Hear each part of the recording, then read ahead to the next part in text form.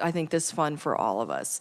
So today is the last day for bill introductions. Do I have any bill introductions? And I think I need to look at Representative Featherston first. Make sure to tell us who you're introducing it for, and if they're also introducing it for someone else, please share that with us as well. Okay, thank you, Madam Chair. I have two bills this afternoon.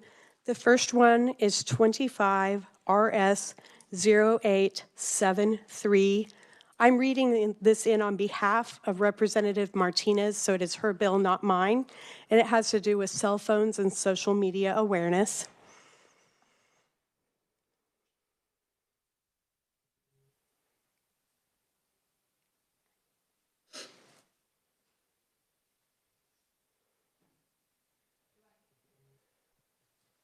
I assume in schools.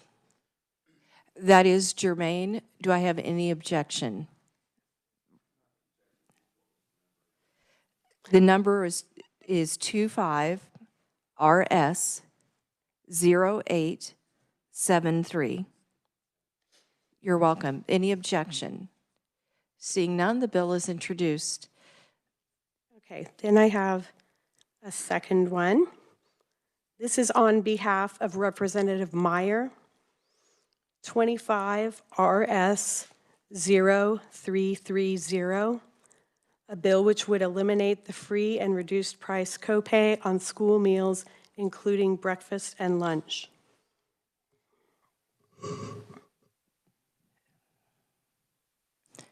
Just a second. I'm having a thought in my mind about germaneness. Let me consult with my reviser.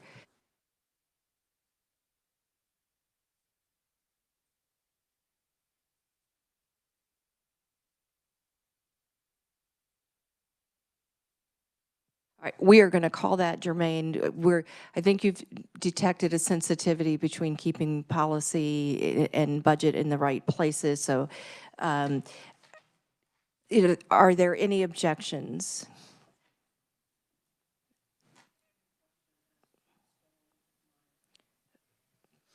Well, you can find Representative Meyer on the roster on the legislative site. Thank you. Which is also, I don't want to misspell it. So seeing,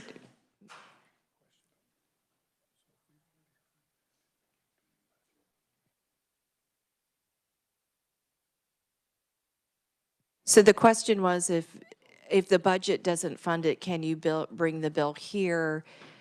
Yes, you can.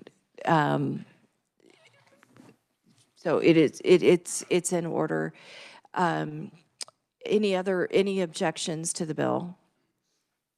Seeing none, the bill is introduced. Anybody else have bill introductions? I have one. I just have to pull out where I wrote down my RS number.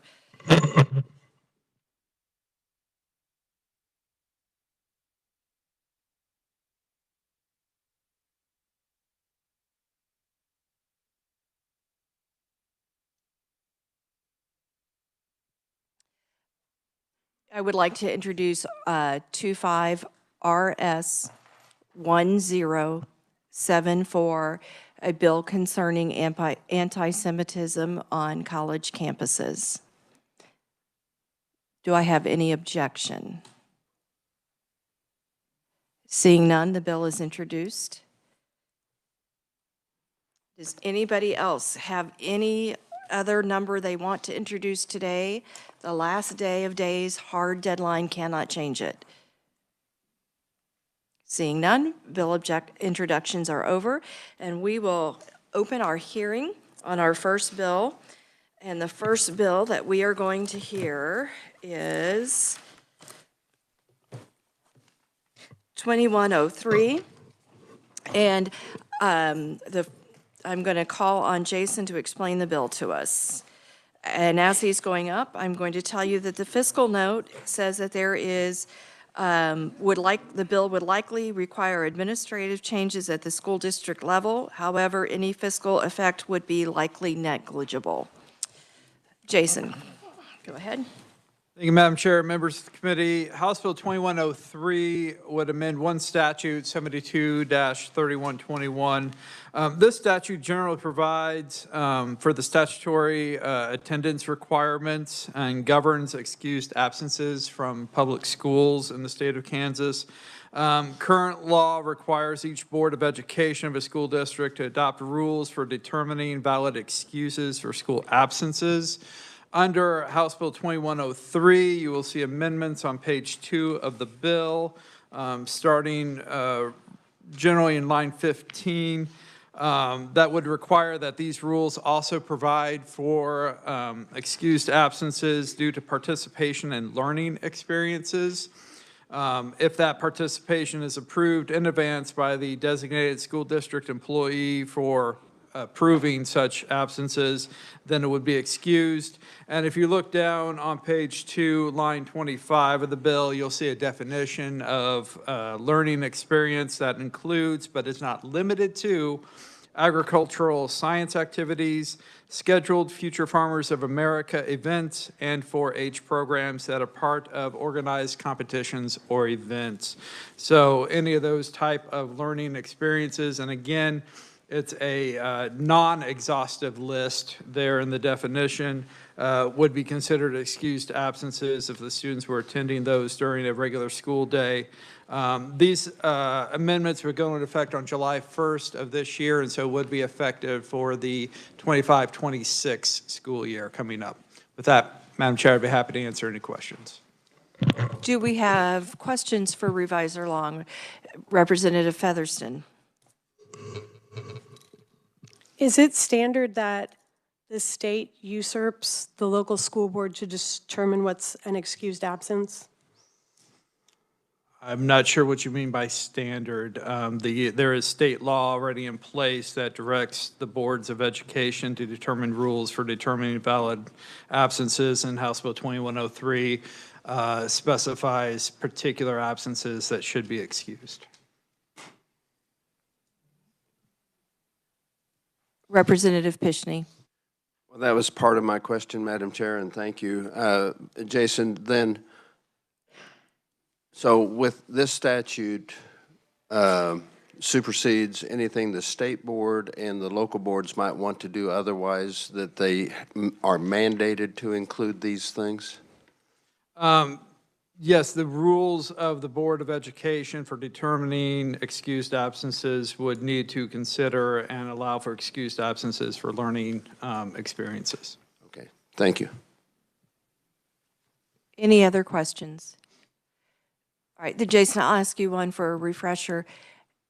The school district still has the ultimate decision. The school district would ultimately decide what were approved learning experiences, and that approval process would then be delegated to a particular school district employee to approve or non-approve in advance those absences. But the district would have to create rules for excusing learning experiences. Thank you very much. And we have nothing from research today, so we're going to go right into testimony. We're going to I wasn't sure if this particular piece of testimony was meant to be written only. I kind of suspected that it was. Or is there someone here to speak on this one's behalf?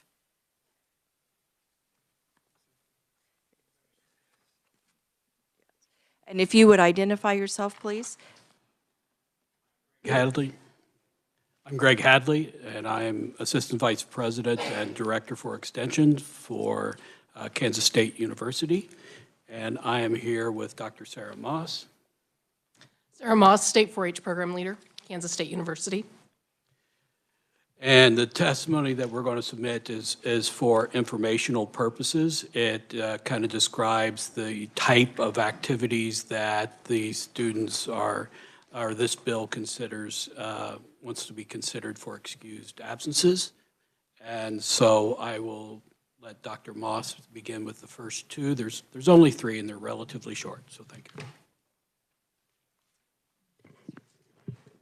The first item to highlight is the Kansas State 4-H Horse Show. Youth who exhibit at this show at the Kansas State Fair gain valuable technical and soft skills, which are transferable to numerous life experiences and will benefit them long-term. Due to the timing of this activity, the 4-H members must be absent from school in order to participate. To participate at this show, youth must compete at the local level, and they should set goals to achieve mastery in several technical skills associated with writing. They have to understand the expectations of the class and learn to execute the requirements. This must be planned and worked towards in advance. To complete the steps necessary to compete, a young person must set timely and achievable goals well in advance of this competition. Youth are to check their progression against the requirements of the class to determine if participating is realistic for the horse and the rider combination. A requirement of this horse project is the youth partner with a 1,000-pound plus animal. They must learn to communicate with, control, and dictate to the animal to achieve the desired outcome. This requires skill that promotes a child's self-assurance and sense of competence.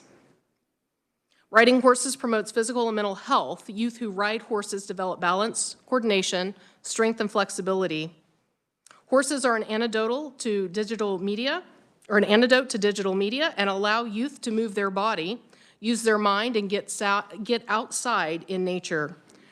Research from Washington State University shows that children who work with horses have lower levels of the stress hormone cortisol, as indicated by saliva samples, than do those in a control group. Reports from Patricia Mindry, the psychologist who led the study, says, "We know from other research that healthy stress hormone patterns may protect against the development of physical and mental health problems." Looking at a statewide event, the Kansas 4-H Citizenship in Action event is a 2-day event held on President's Day weekend here in Topeka, Kansas, for youth 13 to 18. This educational experience is sponsored and organized by our State 4-H Youth Leadership Council that has been held for nearly 20 years. This educational experience aims for Kansas youth to better understand the state legislative process and how their voice and participation in decision-making can make a difference in their local communities, their county, and the state. Youth are assigned to the House of Representatives or the Senate during this event. And on Sunday afternoon, they divide into committees to edit a bill drafted by the State 4-H Youth Leadership Council. During this time, youth are working with others they may not know to reach a consensus on what they feel is best for their constituents in their local extension unit. Once they have come up with the bill's final draft, it is introduced later that evening on the respective floor of the House or Senate at the Capitol. Before the bill is introduced, youth are made aware of the specific rules for the floor and abide by those rules. Since 2022, Kansas 4-H has consistently had over 200 youth attend this event annually, and it continues to be one of the most statewide educational opportunities that our youth talk about. We have seen youth support each other in helping ensure all voices are heard. Through the experiential learning hands-on approach, attendees in the 2024 event report that 25% increased their understanding of how state legislative process works because of their involvement in Citizenship in Action. Additionally, 82% of the participants indicated their confidence, being mostly and completely confident in becoming involved in their communities, and 83% were moderately familiar and extremely familiar with how they can make a difference within their communities. Sarah, I'm not seeing that I have a written version of your testimony. Did you get that into us? Yes. Can I see what it looked? Is that?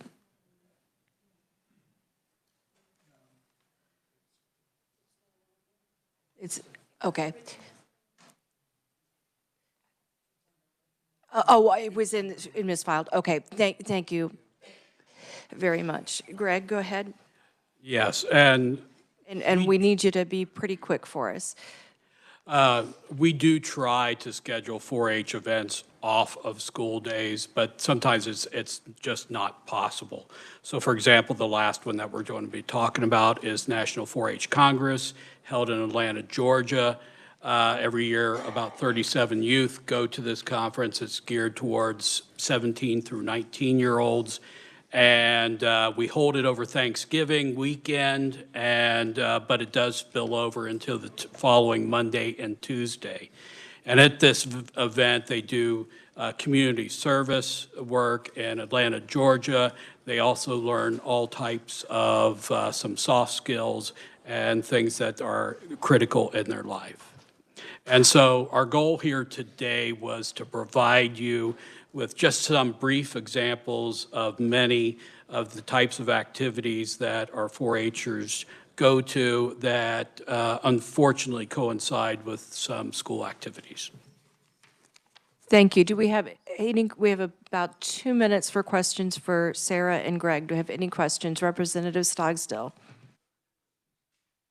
Thank you, Madam Chair. Just had a question. They sound like really good programs. Are school districts actually denying kids at this point to participate in those? I would say it's not necessarily a matter of denying, it's a matter of not having an excused absence. A lot of our youth, especially when we look at Citizenship in Action, some do not have school on President's Day on that Monday, but some do, and some elect to have an unexcused absence in order to attend our events. Thank you. Representative Steele. Thank you, Madam Chair. He asked the question that I was just curious how many, if we had a set of schools that were not accounting this as excused, but we got it. Thank you. Thank you. Okay. Since we accidentally jumped onto neutral testimony, we do have neutral testimony from KASB that was submitted by Leah Fleiter and Shannon Kimball. Shannon, go ahead and come on up. If you could be quick for us, that would be very helpful. Thank you. Thank you, Madam Chair, members of the committee. I will be brief. KASB is neutral on this bill, largely because of some of the concerns that were noted in the questions to the revisers.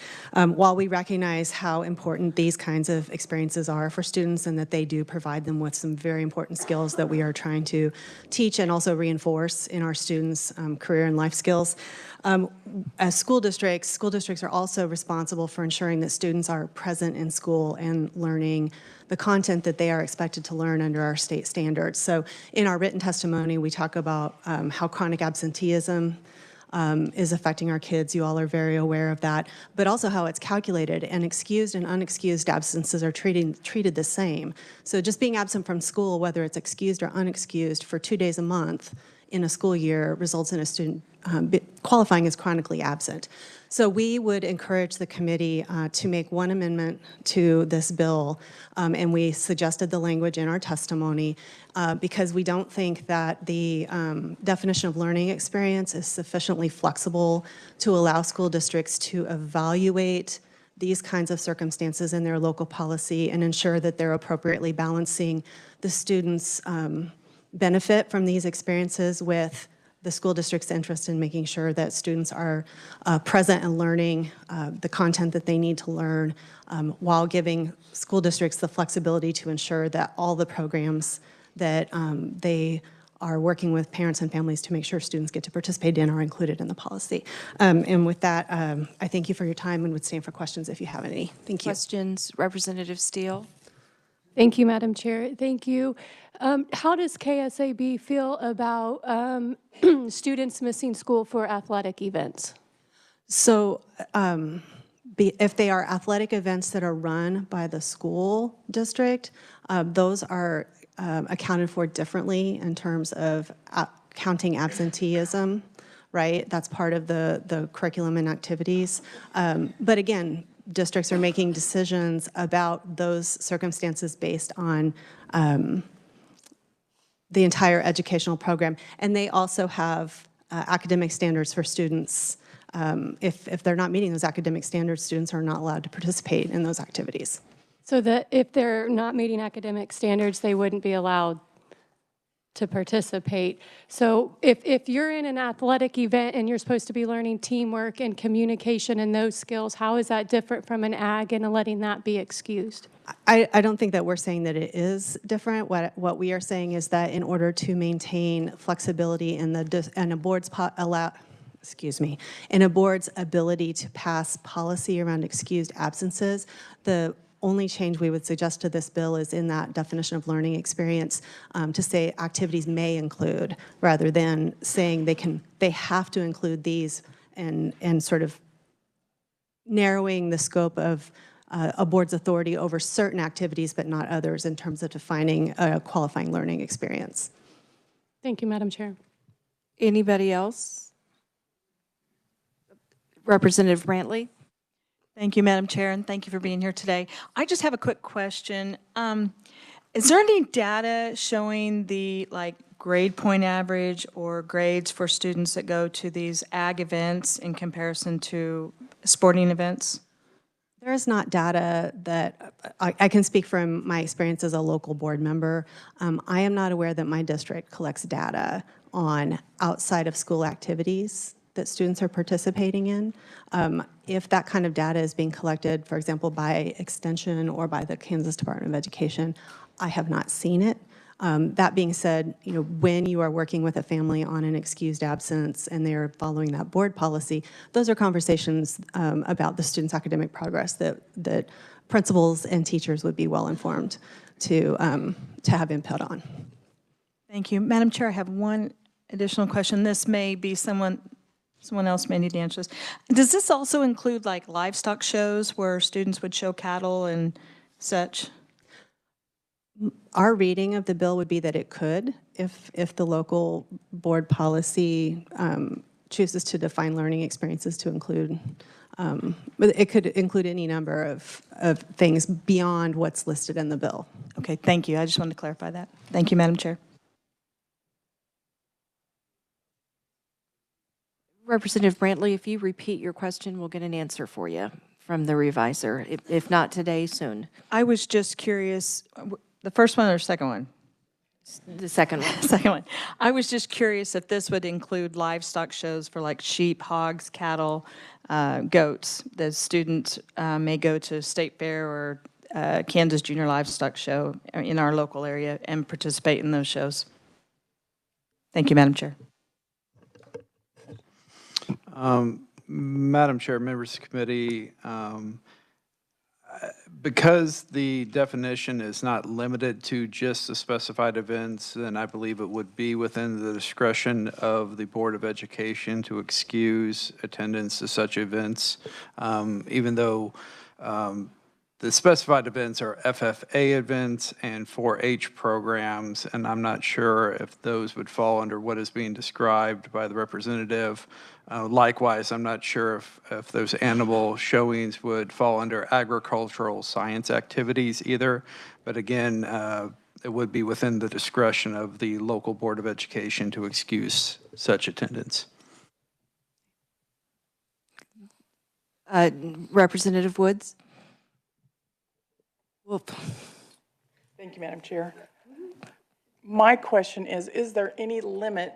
Does it cross over? Does the state have any limits of how many things we can go to? Because in a small school where my children went, you may be doing sports, you may be doing several things at the same time, Scholars Bowl, stuff like that. Is there a limit of how many days they can miss or do of extracurricular activities? My understanding of this section of the statute, as we reviewed it to evaluate this particular proposal, is that those are decisions that are left to local boards of education to define in the policies that they have around excused absences, and we think that's an appropriate exercise of local authority. Thank you. Any other questions? All right, we will now turn to proponent testimony. We'll begin with Representative Moser. She can get back to committee. Thank you, Madam Chair.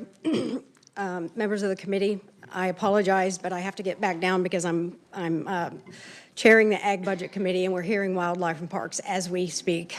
So, because two young moms with school-age children reached out to me over 2 years ago about this unexcused absence situation, we put our heads together to come up with a solution for Kansas students. Josie Bossy from Osage City and Kayla Josephiak, who you will hear from a bit later from Roselle, were the initial catalysts in instrumental in getting this legislation to you today, and I am very grateful for their tenacity. We were blessed to add reviser Tamara Lawrence to our team, who worked tirelessly to make certain the language was exactly as we had designated. You will hear from many today, both written and in person, about the need for this very legislation. I'm grateful to you, Chair Estes, and to your committee for hearing House Bill 2103, and I urge your support. If you have any questions, holler at me later. Thank you. Any very quick questions for Representative Mosier? We'll let you off the hot seat. Thank you. Okay. Priscilla Hoyt, are you here in person? Okay, I think her testimony might have been intended to be written. Mary McCurry, you may begin your testimony.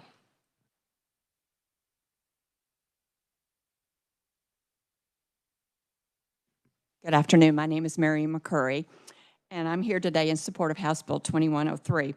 I'm actually here on multiple fronts. First of all, representing 4-Hers, not including myself as an old 4-Her, my kids and currently my grandkids. I'm also representing our 5th generation Angus cattle operations, so from an agricultural-based activities. I'm also representing Kansas Fairgrounds Foundation, which I chair. And then I want to kind of touch a little bit based on being an employer and an employee in corporate America. So I'm going to go as fast as I can. And the reason for this broad approach is that I hope it codifies this testimony and why we firmly believe in extracurricular activities for our children. I also have a personal vested interest. I have 5 grandchildren, ages 8 to 14, so they're just now starting this journey. I have an 8th grader in a rural school district that got one of those letters this year, so she missed 7 days. She is an A student, and the problem was she participated. She participated in the Kansas State Fair. She participated in the Kansas Junior Livestock Show, American Royal, National Western, and also she is a livestock judger, and not all of my kids are, but guess what? When they're in the 8th grade, they're not officially an FFA, and she's already eyeing college scholarships, and so you don't wait to high school to start developing the skill set. So she participated, and I actually hauled several of them to contests because they couldn't get on the FFA bus. So that contributed to the 7 days. Upset parents who are also considering homeschooling. So, in other words, these children are now entering what I call the era of education that occurs outside the 4 walls of a classroom. I'll call them executional skills that are developed by doing, participating, and experiencing. And we all know that what we achieve in life is not always earned within the boundaries of the board. And I would put one of those non-excuse absences against a day, because I pick up 3 children after school most days, that they climb in the car, they're in their pajamas, and they've seen a movie all day because that's their rewards day in school. So I'll opt for an unexcused absence any day of the week. We want well-rounded citizens and adults who can form thoughts and questions on their own. So if these kids are touring universities, veterinary clinics, embryo transplant facilities, production facilities, and going to different farms and participating and learning to speak, create their own thoughts, I am all for that in whatever form it takes for that. We talk about all the activities, but there's one component of an unexcused absence that I want to talk about, and the biggest learning curve is the people part. In a world where iPhones and computers are consuming generations of kids and being very dependent upon them for their comfort zone, we cannot ignore the human element. A big part of learning is working, communicating, and understanding people. You live it every day because you're in the state legislature and you know that people are always coming to you for different things. You've learned that skill set. We're trying to teach them and let them learn it as they go through life every day. So we're looking for real-life time situations where children are going through activities that cause them to deal with people, learn to look them in the eye, learn to shake their hand, learn to make a decision without a teacher and the walls of a school that constrain them in operating within their own rules. So they are learning also from people of different backgrounds, different professions, not just from educators, and they're learning it by seeing and doing it. I grew up in Tennessee. I went to a high school. There were 3 ag families in a high school class of 425. So I dealt with the zeros and excused absences myself. But I hope that my children will not be able to, hopefully they're going to be able to have excused absences, because my children also, same school that their children are going to, we had to really pick and choose what activities we could pull our children out for. And yet they earned college scholarships, both junior colleges, Butler and Hutchinson, KU, K-State. And then they are also successful business owners in their own right, too. So I attribute a lot of what they did was what I call out-of-school activities, because we were raising adults, not just students. I would like to address now the employer and employee part that I feel is very, very valuable.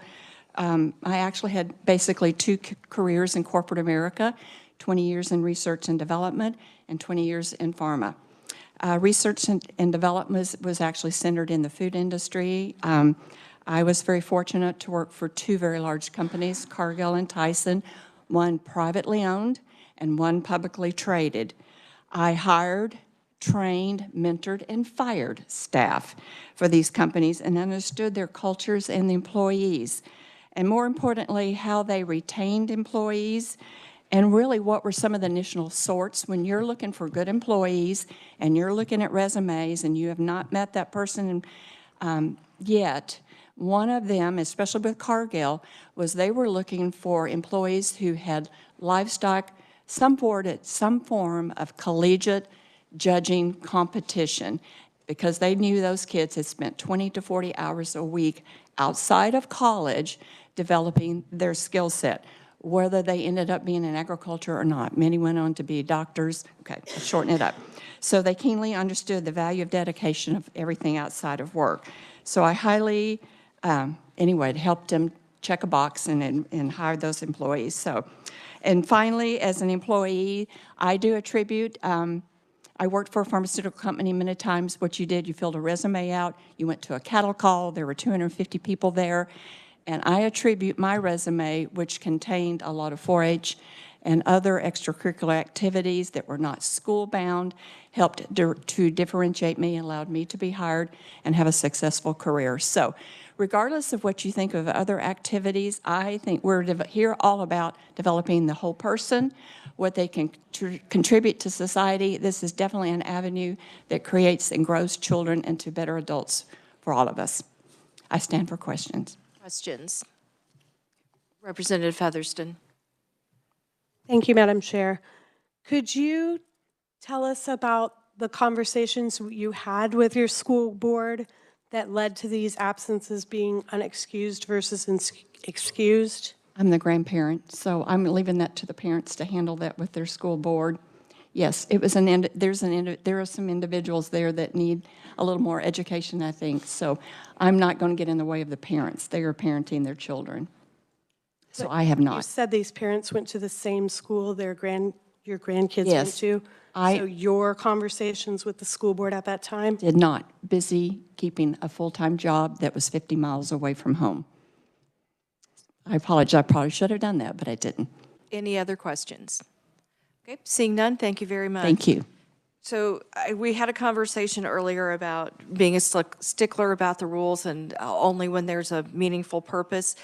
A lot of these testimonies do not have if they're in person or written, so I'm sorry, we're going to go through the list, and let's all do a better job going forward. Brian Schultz, are you in person? You may come up.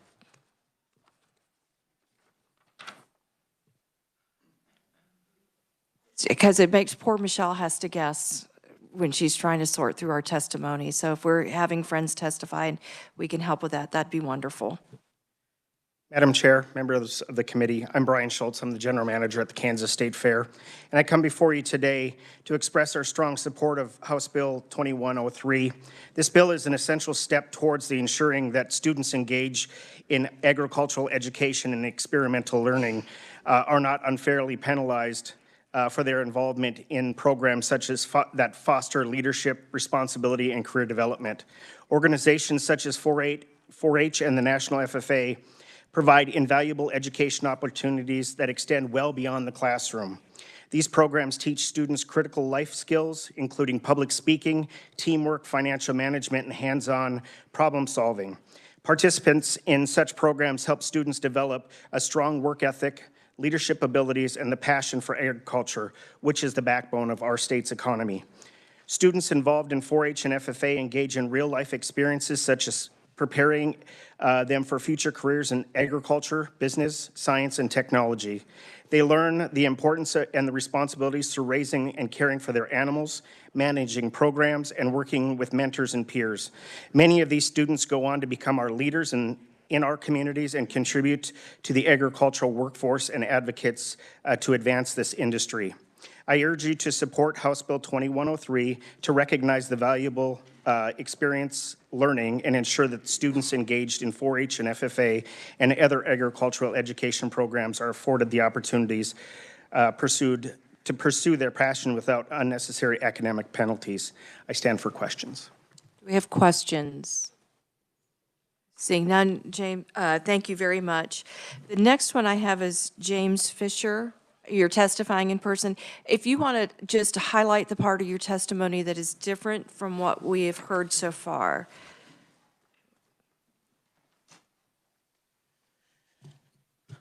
So the key points, James Fisher, currently serving as Executive Director for the Kansas Fairgrounds Foundation, but I speak to you today from nearly 4 decades of working and experience of working with children in 4-H, FFA, and other youth programs across this country.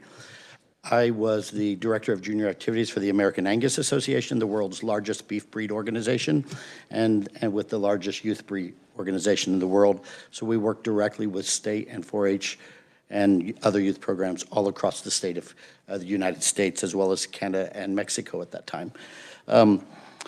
Basically, my testimony has to do with life skills and the learning experiences outside of that. We've already covered a lot of that. Where I really want to probably talk about is I also served as Chief Development Officer for communities and schools in the Dallas region. So working with youth that had incredible family support, as well as kids that didn't know where they were going to sleep that night. So it was a vast difference of types of children, but understanding that all of these children, when you worked with them, the key was that opportunity for experiences and that their world became bigger.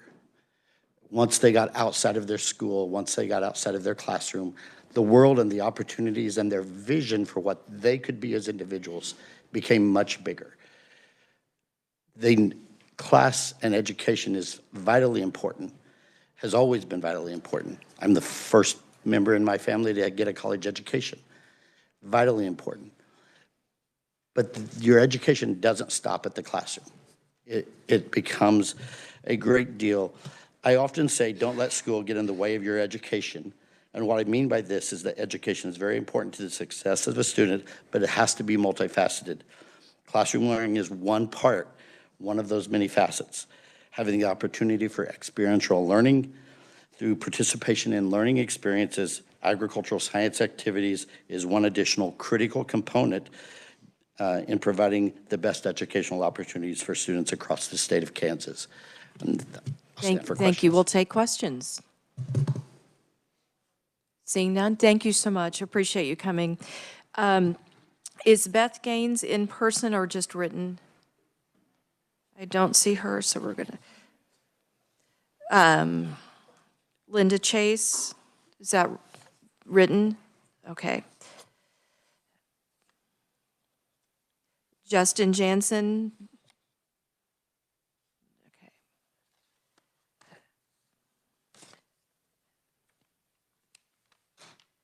Jory Ratzlaff. It's written only, okay. And Josie, and I'm going to apologize if I say this wrong, Bossy or Bossy? Bossy, is she here? That's written only? Okay, thank you. And I should know that one because my husband's from Osage City and so is she. Beth Gaines is written only. Melody McCurry I have is written only. And we just had James. Or actually, I will call out that Mary and James do have, they testified in person, Mary McCurry and James Fisher, but they do have written that is a resolution. So if you wonder why you see two forms there, we do have written testimony from Shahira Stafford on behalf of the Kansas Cooperative Council. And we have written testimony from Kansas Grain and Feed Association. And I believe the last in-person testimony I have is from Kayla Josephiak, who was kind enough to give me a phonetic spelling of her name. Kayla, come on up.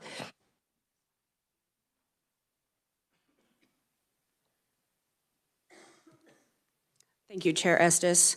And thank you, members, for the Education Committee for allowing me to be here today to share.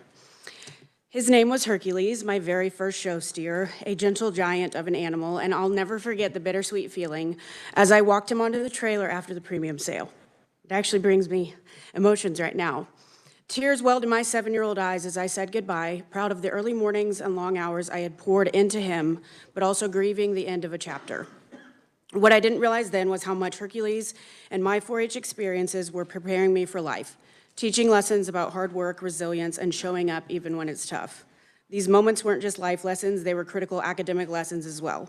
Tracking expenses for my livestock project applied math practices, researching feed rations was science in action, explaining my project to a judge sharpened my public speaking skills. These weren't just extracurricular activities, they were real-world applications of classroom learning.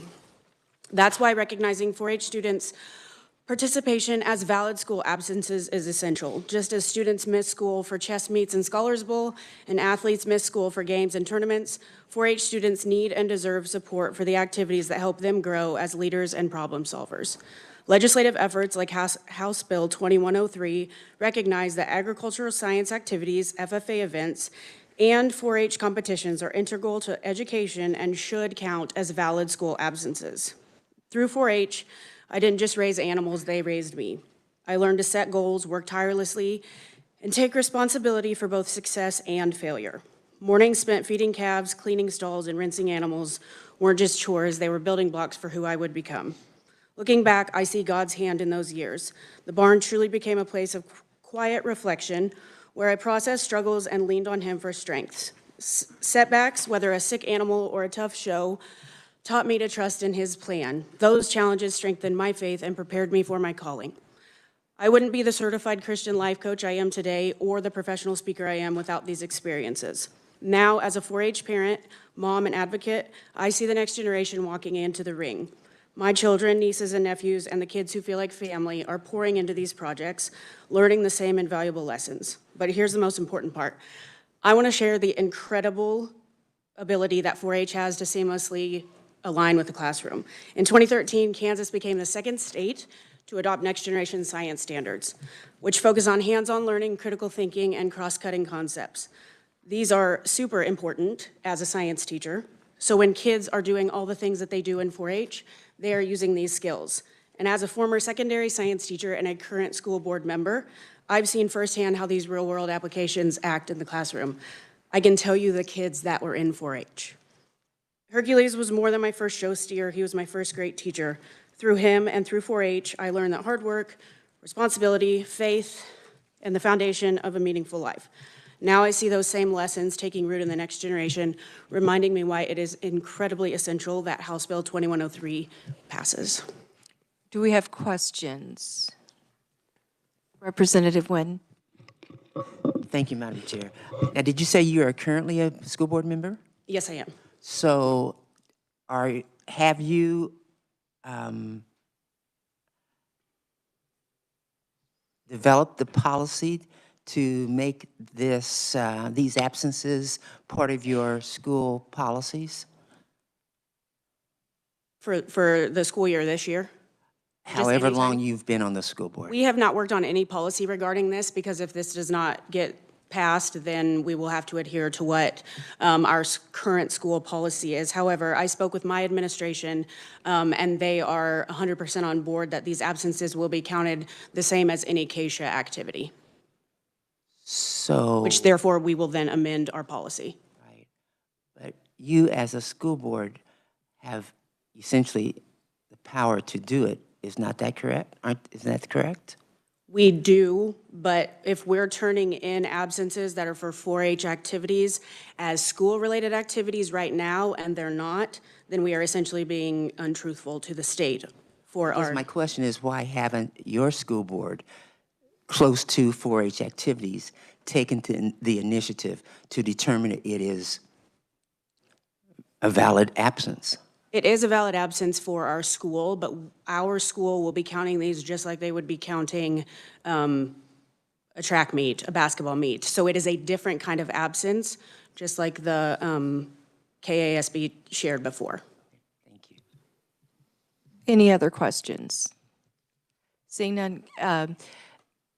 Kayla, you mentioned KSHA, and refresh my memory, does the bill require that students be performing in the same way academically in order to be excused as we have with KSHA? We actually did speak with the revisor about that, and they did not want to put any words about whether they were performing, because they wanted to leave that up to each individual school district. Okay, so a school district could make that determination? Yes. Okay. Thank you. I appreciate you coming. Have I missed anybody else who is in person? All right, thank you. I appreciate you. I think you guys have given us something very much to ponder and consider, and I will just remind you that this is to be, I have this slated for action on Wednesday, so if you would like amendments, please get to the reviser quickly. Mr. Pishney, Representative Pishney. I was a basketball official in my previous chapter of my life, so I've been called a lot of things, so that's certainly okay, Madam Chair. My question is this, and I too believe that school boards should be allowed a lot of latitude and do things locally. I'm a believer in local. The two questions that I have, and I didn't think it was appropriate for me to address these with a specific speaker, conferee, Madam Chair. One is, why do we not just say learning experiences? And I'm a proponent of 4-H and FFA and so forth, so I'm not trying to exclude agriculture, but what if there's some other learning experience and it's not referenced in our statute? Is that then going to be an unexcused absence in light of this statute? So I'm one who favors just learning experiences, and then it's up to that local school district to determine whether or not it is a learning experience or just a day off from school. That type of discussion we'll have when we take action on the bill. Okay. And if you have amendments that you would like to write, and it's kind of a courtesy to the representative who introduced it to, if you feel comfortable, not everybody does, but it's something that is appreciated when it happens, if you visit with them about your possible amendments. Okay, and I'm just not totally familiar with all the process yet, so I appreciate you coaching me on that. But then also, I have had a question on the GPA or things like that, and whether or not that should be included. And I don't, again, I think that's a local district thing, but I don't know how that fits with what KSHA's requirements are today on other activities. So that was my other question or clarification point. So thank you for the coaching. I can use all that I can get. Thank you. Feel free to use research as a resource if you'd like to understand KSHA regulations, or you would like to ask the reviser questions about what's existing in law out of there. So you're definitely not out of line. So thank you so much. I am going to close the hearing and move to our next hearing. And I really do appreciate everybody who came, and I know you work real hard to get here, and it seems like we rush you in and out, and I'm sorry, that's just the timeline and the process of the building. We sincerely appreciate the efforts you made to be part of this. So we will move on to a hearing on House Bill 2033. We are going to begin with the reviser, and while he's coming up, we have the same fiscal note that we have no fiscal effect, which is kind of fun to hear this year. Thank you, Madam Chair, members of the committee. House Bill 2033 amends 72-5153, which is part of the School Finance Act. This is a statute that establishes the At-Risk Education Fund for each school district and then governs expenditures from that fund. The expenditures that can be made consist of at-risk and provisional at-risk educational programs, personnel providing services through those programs, support for such personnel to be trained to provide those programs, and any contracted services through private companies to provide those services. The statute also requires the State Board of Education to identify and approve at-risk educational programs that provide best practices and evidence-based instruction to students who are identified as eligible to receive at-risk educational programs and services that are above and beyond that of a regular education. The board publishes this list of approved programs. If a program is not on the list, the local Board of Education can continue to use the program as a provisional at-risk educational program and must show that they have academic success with that program to move it off of the provisional category and into the fully approved at-risk education program category. The bill defines the following terms. They're on page 2 of the memo that should be in front of you for purposes of determining what is an approved at-risk educational program. You can see the terms above and beyond of regular education, what an at-risk educational program is, what evidence-based instruction means, and what a provisional at-risk educational program are. If you had questions about the terminology that's used in the statute. The statute also provides that certain programs and services are required to be on the approved list.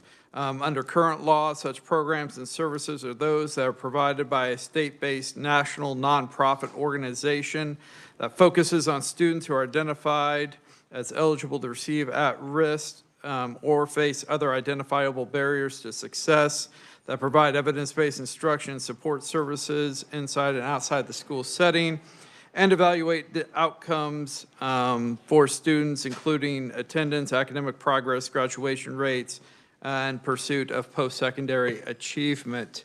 House Bill 2033 would amend that particular part of the statute on programs that are approved.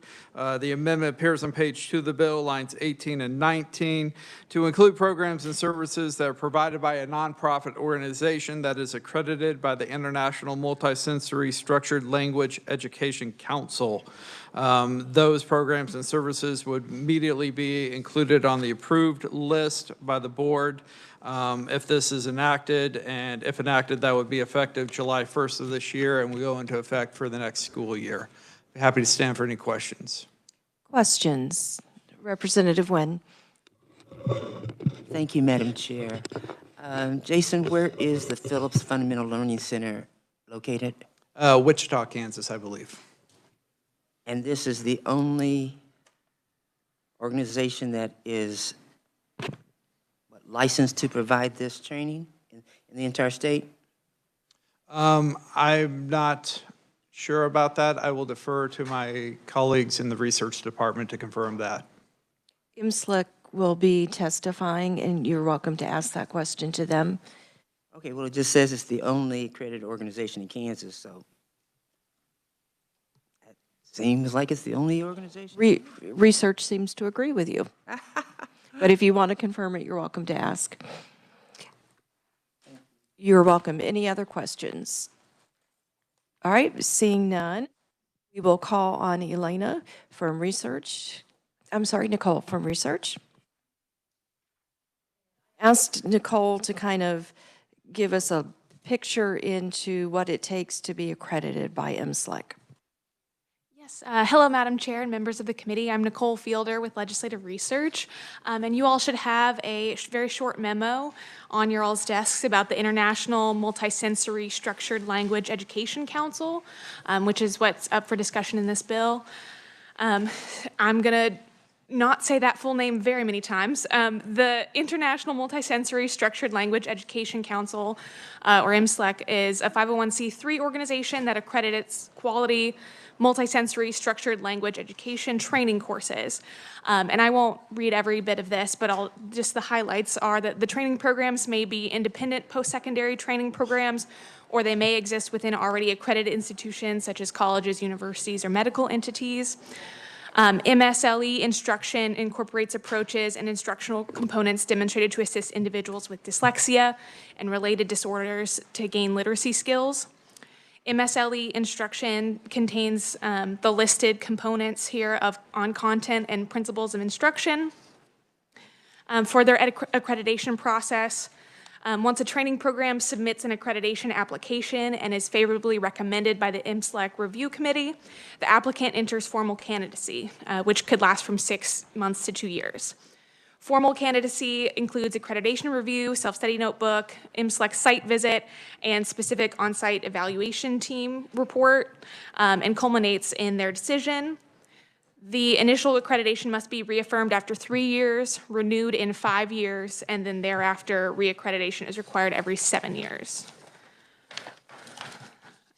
As of this January, the Phillips Fundamental Learning Center is the only MSLEC accredited organization in Kansas. Its Literacy Intervention Specialist Training Program was accredited in 2005 at the therapy and instructor of therapy level. We've included the council's chart on their standards for accreditation with a link in there as well if you'd like to see that on your computers. And again, the Phillips Fundamental Learning Center is accredited at those latter 2 columns level, the therapy and instructor of therapy columns. And then on the final page, we've listed some of their accreditation criteria, and I wanted to reemphasize that more information is available on their website as well. I will stand for questions. Do we have any questions? Representative Nguyen. Well, let me go from the opposite direction, okay? Your first paragraph on page 1 says that the training, last sentence of this first paragraph, the training programs may be independent, blah, blah, blah, blah, or may exist within already accredited institutions. And then I'll reference what I just asked Jason. Is this training available at any other accredited institutions in the state of Kansas? The only program, the only training program that is accredited in the state of Kansas is the Literacy Intervention Specialist Training Program held at the Phillips Fundamental Learning Center. Thank you.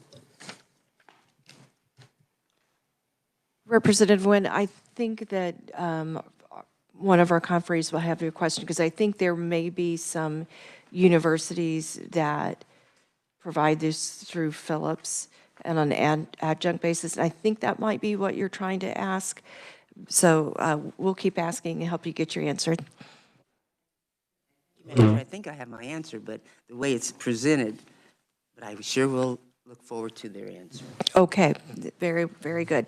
Any other questions? All right, seeing none, we'll proceed to our first proponent, and joining us is a representative of MSLEC via WebEx.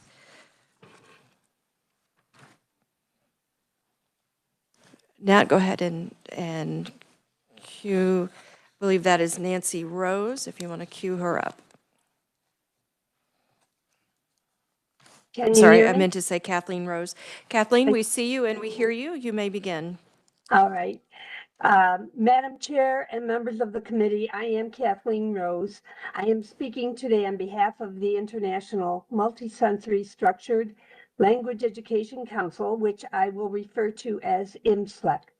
We support HB 2033 because it would add any teacher training organization that is accredited by IMSLEC to a list of approved programs for at-risk funding in Kansas. Having another option on the evidence-based practices and programs for at-risk learners in Kansas will provide one more important training tool for Kansas teachers and practitioners. Through accreditation of training programs, IMSLEC provides proficient instructors for individuals with dyslexia and related disorders, helping them to reach their potential as contributing members of society. As background, the mission of IMSLEC is to accredit quality training courses for the professional preparation of multisensory structured language education specialists. Because this bill is specific to our program, I want to talk about our accreditation process. I've attached to my testimony a more detailed description of the process, but I do want to share a few points and give a general overview. IMSLEC has accredited 61 training programs with over 100 entities located in 33 states and abroad, and we continue to grow. The organization has been in existence since 1995. I've attached the history below. While IMSLEC is now 30 years old, the same year we were organized, the publication entitled Clinical Studies of Multisensory Language Education for Students with Dyslexia and Related Disorders was published by Curtis McIntyre and Joyce Pickering. This study is a compilation of research studies accomplished of the more than 70 years of investigation of teaching reading to individuals identified as having a specific learning disability. The article importantly identified what is taught, or the course content, and how it is taught using visual, auditory, and kinesthetic pathways of learning. These two facets have proven successful since the early 1900s, and most recently have become the bedrock of the science of reading, along with the necessary foundational knowledge of the structures of language that all teachers need to know. IMSLEC accreditation fulfills two important needs. It assures intervention for children and adults with dyslexia that is founded on a scientifically based reading approach, and assures that teachers or therapists trained in that program have received adequate course instruction and, importantly, practicum in the skills required to produce positive, measurable results in literacy. As you can see below, IMSLEC provides accreditation at two levels, teaching and therapy. The former looks to prepare educators who are in a conventional teaching setting, working with both dyslexic and non-dyslexic learners. The latter prepares those pursuing specialization in instructing those with dyslexia. I would like to emphasize that one of the requirements of an IMSLEC accreditation that gives it such high regard, and which I have found professionally imperative, is that of the supervised practicum. Having an instructor guide a trainee through the process of explicitly and sequentially teaching reading skills produces a teacher or therapist who has gained invaluable mentored experience and develops into a confident professional equipped with the skills needed to be successful. In short, the accreditation process begins with course content that must meet a standard set of requirements and be delivered using time-tested principles of instruction, which are listed below. Once application is reviewed, the course undergoes a rigorous self-study to ensure that the content and principles of instruction are fully elaborated and documented in detail and demonstrated in practicum. The training course will submit the self-study to a team of reviewers and will either continue the program design, often mentored, or be approved for the on-site evaluation team visit. That involves review of documentation, observation of training, and interviews of participants at all levels, from administration to trainees. After the evaluation visit, The final review committee examines all portions of submissions and reports to ensure the training course is worthy of approval. As the former director of an IMSLC accredited course, I can attest that after having gone through this rigorous vetting, the performance of our teachers grew in confidence and fidelity to the program. The post-testing of our students reflected significant improvement. I have also served as vice president of accreditation on the IMSLC board and as an on-site evaluation team member. The accreditation committee is made up of volunteers of accredited courses, and the ability to share and network with current and new programs has proven beneficial to all parties concerned with the dissemination of the science of reading programs. Members of the council donate countless volunteer hours to further IMSLC's mission because they see the positive results of excellent teacher training. The course content includes phonology, phonological awareness, sound symbol association, syllable instruction, morphology, syntax, reading fluency, and semantics.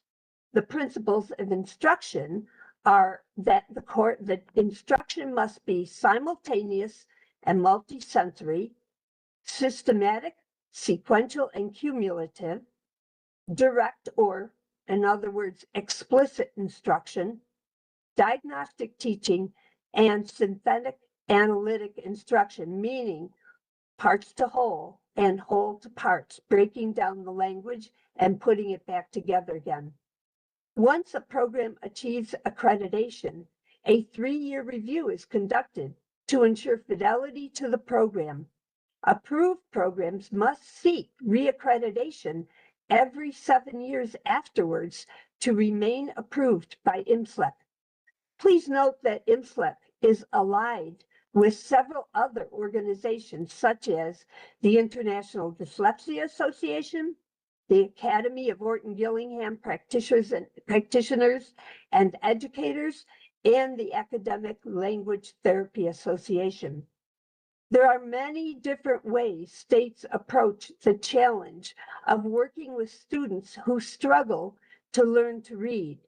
We support HB 2033 because it gives the state of Kansas one more valuable option to adequately address literacy in the state. Thank you, and I will stand for questions at the appropriate time. Questions?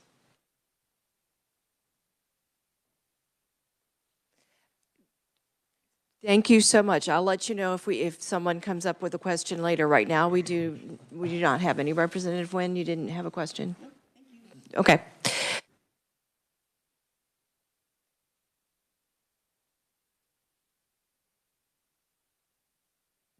I'm sorry, I turned my mic off.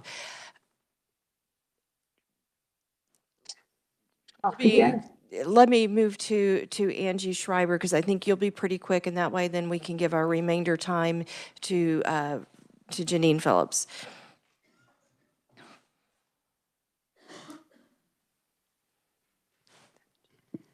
Good afternoon. Thank you, Madam Chair.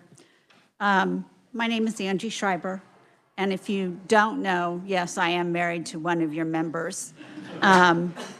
So you heard him speak about our youngest child on the floor, Gretchen, and I'm going to talk to you a little bit about our oldest child, Ben. Ben is 3 years older than Gretchen, and he has dyslexia. So 30 years ago or more, we learned about dyslexia and what reading was all about. And we knew nothing about reading. We just thought you sent your kid to school and they learned to read. I mean, isn't that what all of us assume? I mean, do any of you remember learning to read? I mean, I don't. I went to school and suddenly I was reading. And in all of the 30 years that I've worked with dyslexic kids, I've never met a parent, a teacher, a legislator, a Board of Ed member that does not want a child to learn to read. The problem comes when we talk about how do we teach children to read. And trust me, there is a war out there, and I'm going to use the word war, because we've got all kinds of people thinking about they know how to teach children to read. And you hear all about it. You hear this word and that word and structured literacy, and you're going, what the heck is it? Well, if you really want to know the history, and I know it's been talked about here, I want you to listen to Sold a Story. It is an excellent review and history of where we've been and how we got to the science of reading. And the science of reading is not a program. The science of reading is a body of knowledge of how do we really learn to read. And all children go through this process. We all learn phonemic awareness, phonics, accuracy, fluency, vocabulary, and comprehension. Some kids go through it really quick. Those are the kids that come to kindergarten knowing to read. Some kids struggle. They're the kids like our Ben, who in 3rd grade, ask Mark, didn't even know the word the. And you're like, how can he not know the word the? It's in every sentence. But he didn't. And so I, as a crazy mom, went to Texas Scottish Rite Hospital and learned alphabetic phonics, which is the program that Janine uses at her center. And no, it's not on the list of approved curriculums, but it does have a history through Texas Scottish Rite, and it has a great research history, as do many programs that are not on that research-based list, but should be. And MSLEC just told you why they should be. One, there has been some research done on Scottish Rite. We also know that trained teachers teach kids to read, not programs. We recently worked with a district very close to us that had a great program. It was a research-based program, but when we went in to work with them, this was their core reading program. Half of it was still in the box because they didn't know how to use it. The teachers were never trained. That's why good training programs are very necessary. So I support the bill because MSLEC accredits good training programs, and we need good training programs because we need well-trained teachers in this state. Thank you. Do we have questions for Angie? Seeing none, Angie, I have one. You started the MSLEC process yourself at some point. I'm sorry, I what? Did you begin the MSLEC process for your program at some point? We thought about it, but I did not have the qualified staff to make the MSLEC. I didn't meet the qualifications for MSLEC because I did not have enough qualified instructors. And as a center owner, I did not have a master's, and that's required for MSLEC.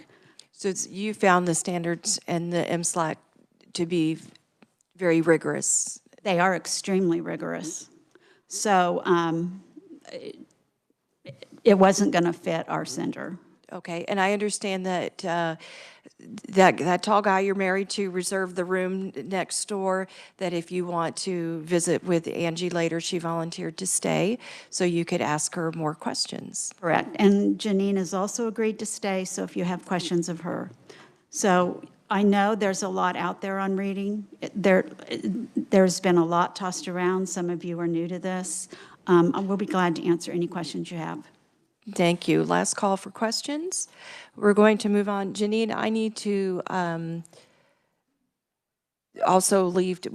We do have one in-person opponent, and I need to make sure I leave time there and leave time for questions for you. So we're looking at about 7 minutes.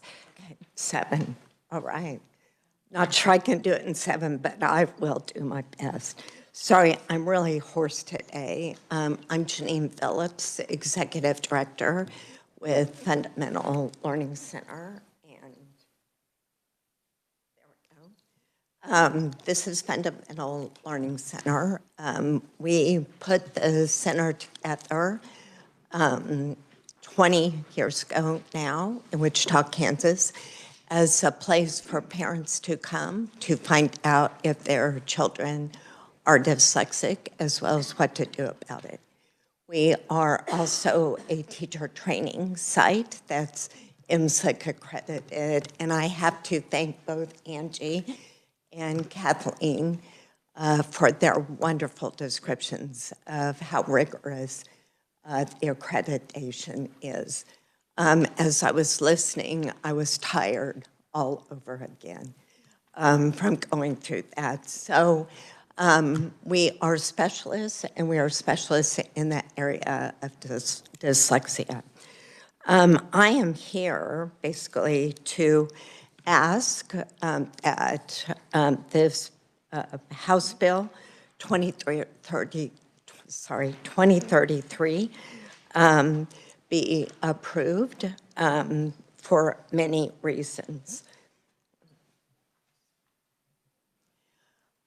This is a little more about us, our mission. Gretchen and Il, who passed away a year ago on July 4th, and I, along with Monica Cohen, started the facility as a place to assess children and primarily teach teachers. That was how we were going to help all these kids who were dyslexic. What we know, 1 in 5 of the student population is dyslexic.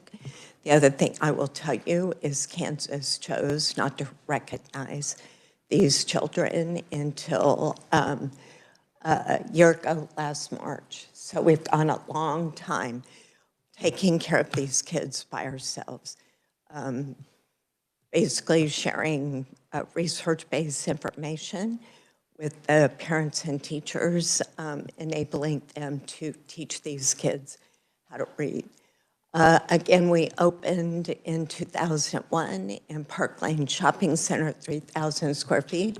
Got done. We've got that. We'll have this all taken care of in a matter of a few years. And no, we could not change that law recognizing these kids. So we expanded that center, moved out, and moved into lease space, realizing we were going to have to build a center that would appropriately serve our population.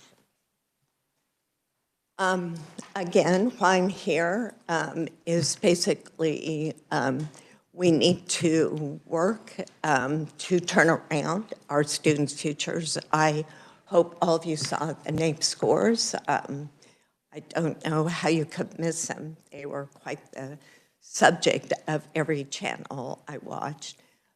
They were released last week, and we took another dive. This is something that has concerned us for a very long time. As we've watched reading scores across the state with our 4th graders and 8th graders fall, we know exactly what to do about that as we have prepared ourselves to teach those children who struggle to the greatest degree. MSLIC, I will refer to it as MSLIC because that is a lot of words. Everything we do within this organization, this area that we serve, has really, really big words associated with it. Real quickly, the history. I ran into somebody the other day, very high up within education, who asked me, what do the initials IDEA stand for? And I said, the Individuals with Disabilities Education Act, that was initiated in 1975. That is the law that protects our children with special education. And as you read through the regulation down to B, such terms include such conditions as perceptual disabilities, brain injury, minimal brain dysfunction, dyslexia, and other developmental aphasia. I will tell you that my son was the reason I went to Dallas, Texas to get training. He was profoundly dyslexic. Nobody in Kansas could recognize him or help me know what to do. So I went there. That's where I found out about IDEA. Came back and I questioned, why is dyslexia not recognized? This was in 1992. And that's how long we've gone. Oh, you're fine, no problem.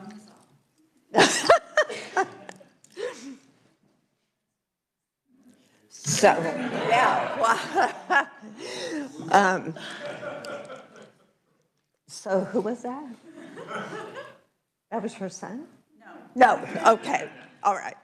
So I want to go back to the law being established April 2023. Governor Kelly signed this House Bill 2322, updating the Special Education for Exceptional Children Act to include dyslexia under the list of disabilities. This was the first time it was officially defined and recognized in the state. As a result of the bill, schools will be required to provide resources and support. That gets me to an issue that the schools don't know what to do. They haven't known what to do. They haven't known how to assess it because it's not been on one of the disabilities to do so. So when it comes to teachers knowing what to do, psychologists knowing how to recognize it, they don't. So we're finding ourselves at our center catching up the whole state as quickly as we can. And it's not tough, you guys, not tough at all. When you look at a child, this third grader, who dyslexic came into our assessment center, and you see that kind of writing, and you're a teacher, and you don't understand that, we have a problem. So we are involved in lots of teacher training this year. Here's the problem. It was wonderfully described. Thank you for your work and the research.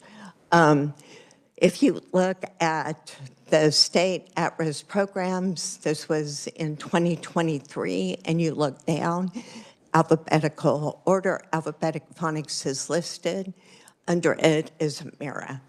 I didn't know this list existed until I was told by Friends University that the list for 24-25 had scratched through alphabetic phonics Amira. I didn't even know alphabetic phonics was on the list till this was brought to my attention. So I looked at alphabetic phonics Amira. If you look it up, it's insulting. They moved that Amira up and back of our listing, alphabetic phonics, and then crossed through it. And then what we heard over and over is that our program had been scratched. It did not qualify on the at-risk, and therefore teachers would get a seal on their license for literacy unless the program was here. So the harm linked together with alphabetic phonics and Amira linked together and crossed off, not only basically brought up a lot of confusion with teachers taking our program or enrolled to do so, but also undermined 25 years of work, proven efficacy of our evidence-based programs. Doubt was raised within educators currently in the field, and those who would like to take our courses were very concerned about the seal, as well as stepping up in pay. Janine, I'm sorry to interrupt you. You've got 30 seconds. I'm so sorry. So first step is qualifying ALTA. ALTA is the organization who qualifies us. All of the requirements must be met before we can then go to accreditation. You've heard about the accreditation process. We were accredited basically in 2005 under the name of Literacy Intervention Specialist Training Program. And what I'm asking is, I asked that alphabetic phonics be taken completely off the list because of the fact it was so misleading, so harmful. That has currently been done, and what I would like to have happen is our accreditation group added back to onto the at-risk list. Questions for Janine? Seeing none, thank you very much. Oh, Representative Hill. Thank you, Madam Chair. Ms. Phillips, I'm having a hard time understanding this. And when we went through at-risk last year, our goal was to allow more programs to be qualified for at-risk funding. And I really haven't heard a good explanation of why you've been eliminated from that list.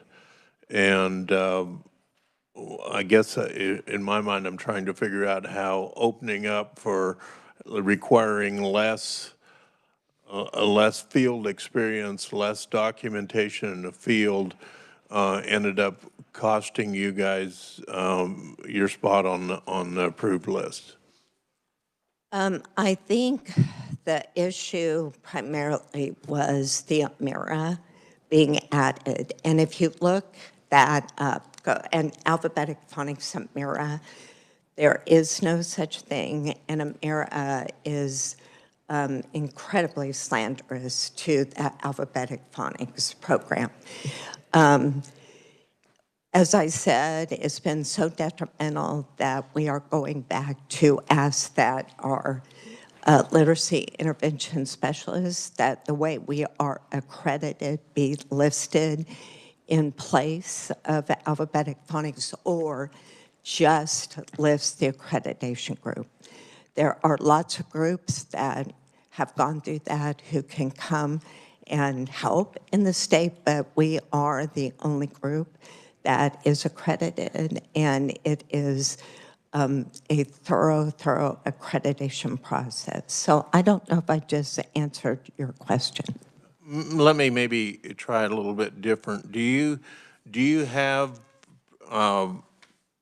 studies that indicate the effectiveness of, I think peer-reviewed is the magic phrase that we use, but do you have studies that indicate the effectiveness of Phillips Learning? Yeah, of alphabetic phonics, which is the basis to what we teach, what almost all the organizations with IDA or with MSLIC, the basis is alphabetic phonics. So that, yes, and I submitted the studies on alphabetic phonics. I am out of time, and Representative Brantley, I know you have a question, but maybe you can visit with them outside. I would like to give the KASB a chance to testify. Janine, thank you very much for being here today. So Leah had originally submitted the testimony, but she is traveling, so I'd let Shannon know that she may Thank you, Madam Chair and committee members. Shannon Kimball with Kansas Association of School Boards. I will be very brief, as I know you have no time left. Our objection to this bill is not, it has nothing to do with the quality of the accreditation process for MSLEC or with the services and training that are provided by the MSLEC provider here in Kansas. It's a process concern which is that, our member-adopted legislative policies are very clear. We support the State Board of Education's authority over decisions around these sorts of things for school districts. And in this circumstance, while well-intentioned, obviously, and this, we're in the middle of discussing how are we going to make sure that our kids in Kansas are learning the reading skills that they need to learn. We're concerned that this bill oversteps the legislature's authority on the at-risk list and circumvents the vetting process that KSDE has in place to place programs on that list and within the requirements that are defined in the statute.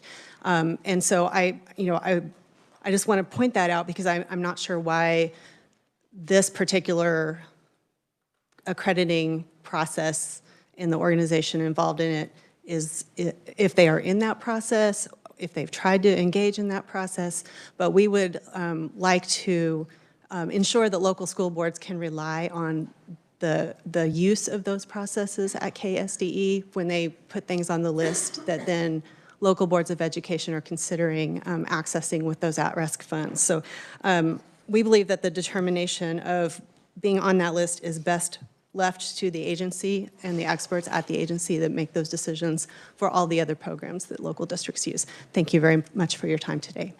Any questions for Shannon? Representative Brantley, and then I've got a question for Jason, and then I think we'll be totally out of time. Thank you, Madam Chair, and thank you for being here today. I guess I have a question. You mentioned the vetting system for these programs. Can you elaborate on who vetted the programs and what the process was for taking something off the list? So I would have to defer to staff from KSDE to provide you details about that process. It is our understanding that there is a process that's been reported about to the State Board of Education in updates around the at-risk programs list. So thank you. appreciate And the Madam question. Chair, Thank you. I'd like to see that process for that initial evaluation. Thank you. Frank, is that something that you would, KSDE would be able to provide us and that we could email out?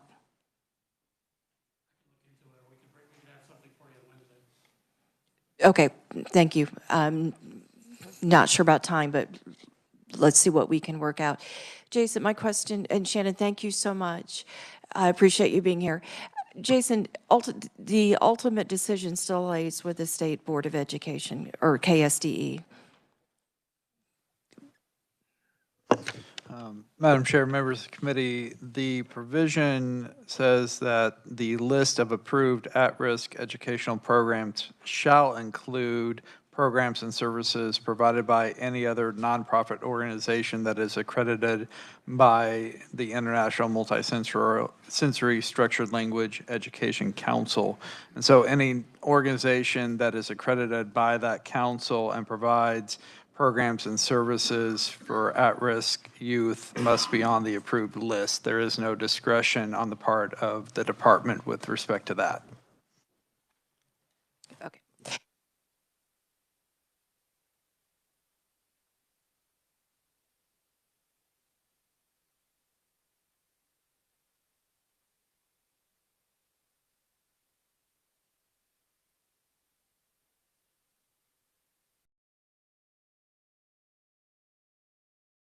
My mic isn't on, I'm sorry. If you'd like to visit with Janine or Angie, you can talk with them afterwards next door, and I do anticipate taking action on this bill on Wednesday. So if you have amendments you'd like to make, please do so. Thank you, we are adjourned.